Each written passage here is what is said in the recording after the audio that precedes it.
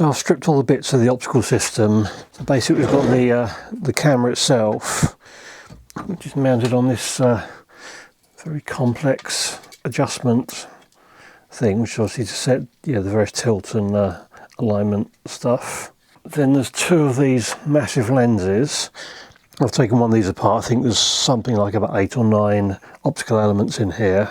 These don't seem to do a great deal in terms of actual magnification. They're probably just about getting the image to where it needs to be. So that goes, sort of sits like that. Then there's this optical block. I originally thought this was made of some sort of crazy heavy material, but it's just really the sum of all these optical bits are just ridiculously heavy. Those lenses are about 4 kilos each. And then there's this very heavy, very solid piece that goes in the middle. And this is the filter wheel assembly with a hilariously oversized stepper motor driving this wheel with these very large narrowband filters. So we've got various different shades of filters. There's 5 altogether. That one's actually just showing up as silver. That's actually a red, but fairly low transmission. Orangey red, blue, green. There's an access cover on this side, so the filters can be accessed and changed without sort of taking anything else apart. Even this is like ridiculous. This is like solid aluminium. This is just basically a cover. The actual wavelengths of these are 488, 525, 570, 630 and 700 nanometers. Not sure what the suffix on that is. Perhaps that's the width of the spectral line. So these are very narrow band filters. Most of them are let very little light through, so it's clearly a very tight, narrow band to match the fluorescence of the dyes they're using in the biochemical process, and obviously to reject the light that's being fired at it from that illuminator box. And then there's a second one of these lenses, then the actual sort of samples below that. So very serious amount of very chunky, heavy optics. Okay, let's take a look at this light source. Made by a company called Lumen Dynamics, who are now part of Excelitas. It's a self-contained unit, power connector USB, and this, which one of the cable bundles said was a TTL interface. USB wasn't used in the Fluidigm application. Output here, and I think this is an input for light feedback. I don't know if it's regulated or just a measurement facility. And the fibre assembly. There's a square inlet there, and then there's 2 outputs which have lens assemblies, and this small one which goes back into that small port, just loops out of here straight back in.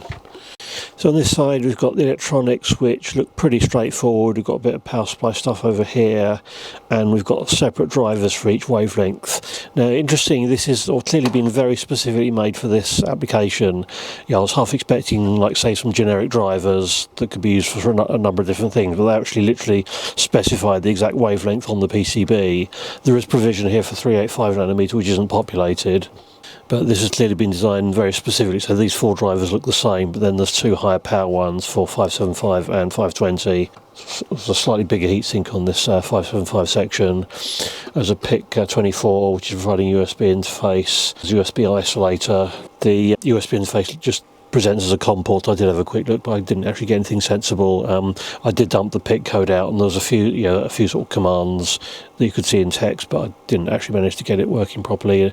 I found some software for a later version, but it didn't seem to want to talk to it. But I say that wasn't used for the original application. It might be quite interesting to try and get the run hours count out of it. And the TTL interface looks fairly straightforward. We've got positions for 6 opto-isolators, but only 5 are installed, so that corresponds with the unused thing. So I think this hopefully should be as simple as just providing a TTL signal for each colour to enable it. Big heatsink here, which is, I think there's like a big sort of metal plate through the middle of this that all the LEDs are mounted on the other side. So this is heat sinking it with an airflow from just a sort of fan in here. Obviously you don't have the airflow anywhere near the optics. So it's sort of conduction cooled through to this plate that's then air cooled. Got some pots which are presumably sort of power adjustments. Okay, let's take a look at the other side, which is much more interesting. See, we've got some very neatly twisted cable assemblies there. A bunch of LEDs. So we've got one here, 475 up here, 430 nanometer, 630, 575 and 520. Filters and dichroic mirrors. A quick way to see what's what is if we just shine some white light through here. I'm not sure how easy it is to see on the camera, but shining white light we do actually get a bit of red, a bit of blue, some yellow here. So the optical paths are for 575, it goes sort of here, bounces off this mirror and goes out. The 520 goes sort of down here, across here and up there. 630 goes basically straight through. 430 goes across there, down there, along there. And the 475 goes down here and left. This is the light sensing thing, thinking there's just a, I think there's a photodiode or other sensor. I haven't actually taken that off. And everything's obviously fixed down to this chunk of aluminium, which acts as the heat spreader that then conducts the heat to the backside for the heatsink. The actual LED packages all look fairly similar, except for this one on the 575, which looks quite a bit more substantial, big spade terminals. And the interface for this turned out to be extremely simple. It's literally a 5V TTL level to enable each colour. There doesn't seem to be any intensity control, but there are some additional pins on that connector that weren't used in the Fluidigm thing, so maybe there's some extra lines that control that. I couldn't find any data on this unit, and their current product range is quite significantly different. So we've got the blue. This may well be saturating the camera, so they might look a bit weird. So that's the 430 blue, the 575 yellow, 475 sort of light blue, the 520 green, and the 630 red. Now, one interesting thing I noticed for the 575, it's actually using a white LED and then filtering it, rather than using, all the other ones are using LEDs which are the fundamental colours, but this is actually doing white, and it's a combination of this filter and the dichroic mirrors that are turning it to yellow. If we take this filter out, and say a lot of the blue content is sort of going this way, the red is going straight through these two mirrors, so this is clearly not reflecting much of that, so we end up with the yellow coming out of there, which is a fairly sort of light yellow colour, which you don't really see from high intensity LEDs, so that's clearly why they've used a white to do this. Power consumption of the white is pretty high, so going up to about 2.5 amps on that colour, whereas most of the other colours are only drawing half an amp or so at 24 volts. The green is up to about 1.2, but say this thing is much brighter. And if you actually run all the colours at the same time, you get a fairly reasonable looking white coming out of it. And one thing you might just be able to notice is there is some sort of colour banding around here. That's also not getting everything sort of completely concentric, and I think that's where this fibre optic thing comes in. We now get a couple of sort of fairly accurately shaped, very sort of uniform colour. And looking at what's inside here, we've basically just got this square rod. So this is clearly, yeah, the light's just bouncing off all the various sides to get a nice uniform illumination. This back bit looks like it's all potted, so nothing I can really do to get in there. I think this is fibre, so I have come across cables like this which are liquid filled, but just sort of looking through the end of this, it's probably a bit hard to see. It does look like the sort of fibre ends going on there. And so there's this feedback thing which is just obviously compensating for the any light losses through here to get an accurate representation of the light that's been launched out of these two fibres. And we can see these have got this sort of trapezium shape light guides. Again, it's like a sort of acrylic or glass light guide. This one gets projected just to make the right rectangular shape. And look at this centre assembly. The light output doesn't change whether you feed this in or not, so it's clearly not doing any internal closed loop control. Obviously there may well be some facility for it to do that, but it's not being used in this application. And so this output just produces a voltage on the output connector proportional to the amount of light that's present. So there's a little diffuser in the back there. And then there's just some kind of optical sensor. It looks like a chip. And looking at the LED, it's a very small package on the PCB with this lens assembly over the top. And these look like they're actually on a copper metallized PCB for maximum thermal performance. And yeah, it's a very small package. Looks like it's a ceramic package. and there's a thermistor there for temperature monitoring. This is the 475 blue one. This is the 520nm green, which is rather different. Obviously it's a much bigger die with lots of bond wires, but also this looks like it's using a phosphor.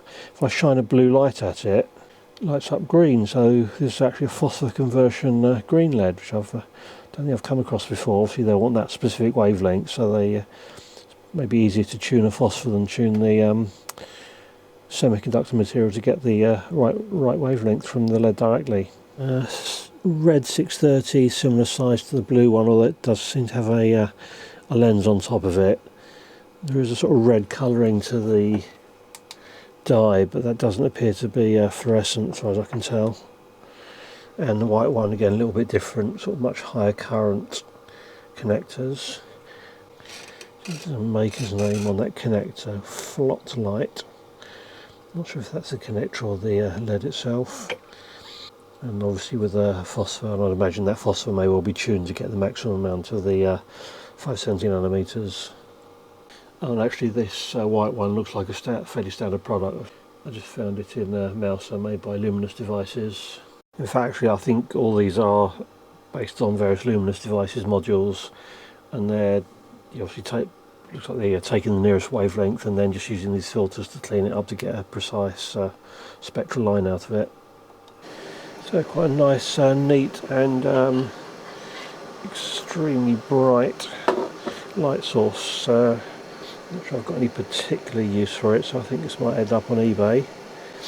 But very pretty to look at, and without the risk of burning your eyes out like you do with lasers. So I thought it'd be interesting to try and figure out the runtime of this. Things like this we usually keep some sort of record of runtime because LEDs degrade over time. I couldn't get any software to work through the USB interface, but then had a thought, probably going to be writing the runtime periodically to the E2prom. So I just looked to scope up that and noticed that it was doing a write every 5 minutes. So I just ran it for a while, periodically reading the E2. I just held the pick in reset and put a clip over to read the E2prom, and found that it was writing one location per colour every 5 minutes. So if one colour was on, it would write that location every 5 minutes and just increment it by one. So after doing a few tests with different colours at different time periods, it looked extremely straightforward. It's like a 4-byte count for each colour. Looking at the original data that was in it, all the colours apart from green were reading 0, and the green was only reading 4, indicating a total of 20 minutes runtime ever. If it was turned on, run for a short time, then turned off, that might not have been counted, but even so indicates this thing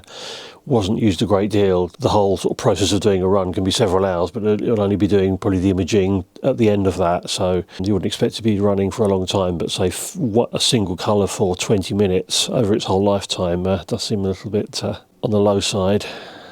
Okay, let's look at the camera. Unfortunately, I managed to not record any sound when I did this. It's also a couple of months ago, so there's going to be a few details that I've forgotten, so I'm just going to dub this over the original footage. So we take the lid off. You see this massive great heat sink. So this is a Peltier cooled camera. We've got this blower fan producing a fair amount of airflow through it. The connector here, there's the CCDs mounted on the board on the right. And this unplugs. So we've got a bit of power supply stuff on here. USB interface, I think that's the Cypress microcontroller. High-speed USB interface. There's a Xilinx Spartan FPGA, some RAM, and there's a couple of A to D converters. Can't quite read what those are, but they're analog devices. A little bit of bodgery around here, extra decoupling. Obviously they're having some noise issues. This is around the RAM chip. Quite a lot of extra capacitors been added there. There's a couple of amplifiers prior to the A to D converter, buffers or amplifiers, taking the CCD signal. A bit more power supply stuff here. This is probably all to do with generating various CCD bias voltages. They need quite a lot of exotic voltages. And the next board down is just a shield and an interconnect board. Obviously shielding the power supply stuff from some of the more sensitive analog stuff.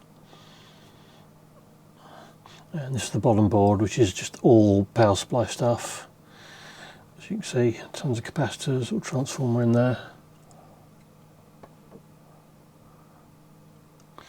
And this is the CCD, which is a Very impressive thing. This is a KF50100, originally by TrueSense, then Kodak, now on semiconductor. It's 50 megapixels. The only price I could find was this one, $5,000.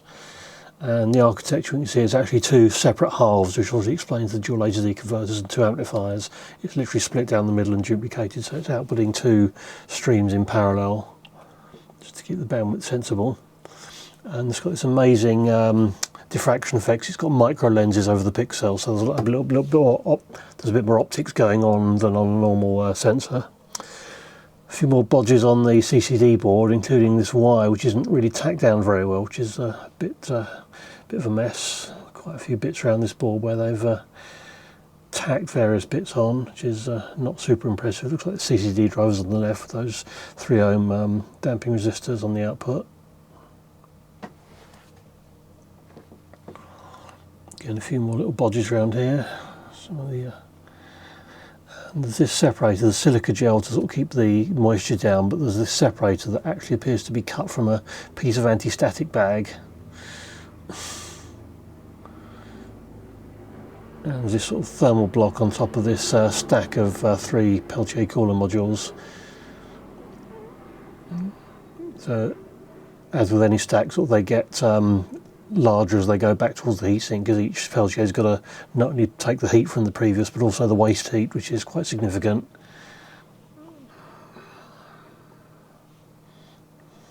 So you see a little temperature sensor here, and that copper block which makes contact with the back of the CCD. And this is the back of the Peltiers, and this then contacts the heatsink on the rear. There's a few thermal pads as well for some of the other power components on this PCB.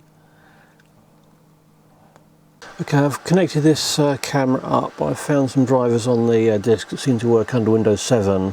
Couldn't get it to install under Windows 11 though. In the absence of any sort of lens or being bothered to a proper amount, I've just put some foil over it and put a little pin in there to make a pinhole lens. And the software gives sort of few options. I'm not entirely sure what all these are. There's obviously a clock frequency, 22 megahertz, low gain, and with PFG, no idea what that is. Something gain, programmable something gain perhaps. Various exposure types. I think focus is just like a continuous grab until you tell it to stop. Not entirely sure what all these options are. And obviously exposure time, triggers, there's external hardware trigger input, or you can just trigger it using a thing on screen. So the resolution is 8176 by 6132, and you can actually bin those where you sort of combine multiple pixels to get increased gain at the expense of lower resolution. This is a 10-second exposure, obviously with the pinhole, it's very insensitive. So if we just stand still, it's now downloading it. And there's the exposure. So when it's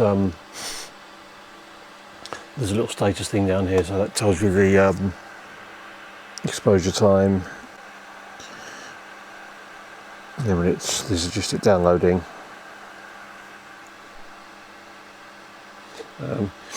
It is quite, I'm seeing quite a lot of like smearing. I think that, I don't know whether that's just due to pixels overloading or something else. Yeah, I mean, yeah, it's not out of the question that there's something not totally right about this camera. There's certainly all those bodge wires on there. I'd imagine a camera like this, it's got a fairly narrow range of intensities that it's happy with. I'm not going to spend a great deal of time on this, but if you're interested in this camera, maybe for astronomy or something, and happy to sort of take the risk of it may not be perfect, I think I'll stick this on eBay along with the Illuminator. I'll put a link down in the description for the listing. Take your chances to grab a bargain. So for example here we see this sort of vertical streaking, so I'm not sure how normal that is. This is on a fairly bright scene looking out the window. If I cut the exposure time down on that, so now 1 second exposure.